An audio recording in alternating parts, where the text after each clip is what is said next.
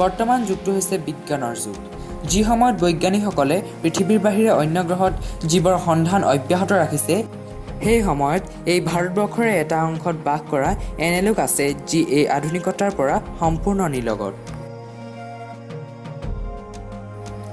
Television, internet আদিটো বাদেই তেওঁলোকে আনকি জুই ব্যৱহাৰো কৰিব নাজানে।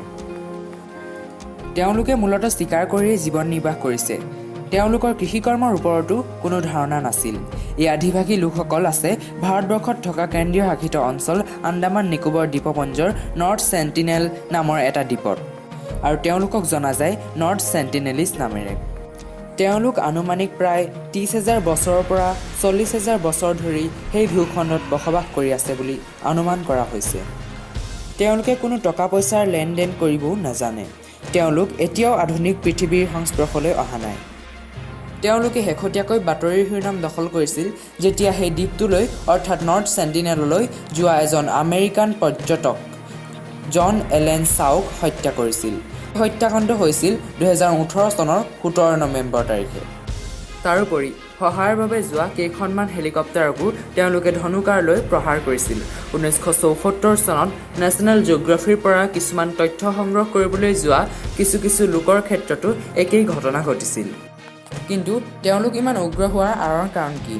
জানিব পৰা মতে নৃতত্ত্ববিদসকলে অধ্যয়ন কৰি পাইছে যে যেতিয়াই ব্ৰিটিছ ভাৰত আক্ৰমণ কৰিবলৈ আহিছিল তেতিয়াই তেওঁলোকে আন্দামান নিকোবৰ দ্বীপপুঞ্জ দখল কৰে, আৰু তাত তেওঁলোকে নিজৰ আধিপত্য বিস্তাৰ কৰিবলৈ বহুতো আদিবাসী লোকক হত্যা কৰে।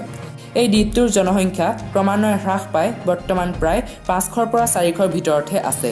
সেয়েহে নিজৰ লোকসকলক সুৰক্ষা দিবৰ বাবে তেওঁলোকে উগ্ৰ ৰূপ ধৰিছে। কিন্তু এই উগ্ৰ জাতিটোৰ লগতো চীনা পৰিচয় হৈছিল এগৰাকী সাহসী মহিলাৰ। তেওঁৰ নাম হ'ল ডক্টৰ মধুমালা চট্টোপাধ্যায়। 1991 চনৰ 4 জানুৱাৰী তাৰিখে তেওঁ চেণ্টিনেলিজসকলৰ লগত পৰিচয় হৈছিল। তেতিয়া চেণ্টিনেলিজসকলে তেওঁক একো অপকাৰ নকৰাকৈ তেওঁলোকে যোগান ধৰা কিছুমান নাৰিকল তেওঁলোকৰ পৰা লৈ গৈছিল। বৰ্তমান পৰ্যন্ত তেওঁৱেই হৈছে বিশ্বৰ একমাত্ৰ ব্যক্তি যি সেই আদিবাসীসকলৰ লগত পৰিচয় হৈছিল। এনেধৰণৰ আশ্চৰ্যকৰ কথাবোৰৰ বিষয়ে জানি থাকিবলৈ আপোনালোকে আমাৰ চেনেলটো ছাবস্ক্ৰাইব কৰক আৰু কাষত থকা বেল আইকনটো ক্লিক কৰক। আপুনি যদি ভিডিঅ'টো চাই ভাল পাইছে তেনেহ'লে লাইক আৰু শ্বেয়াৰ কৰক। ধন্যবাদ।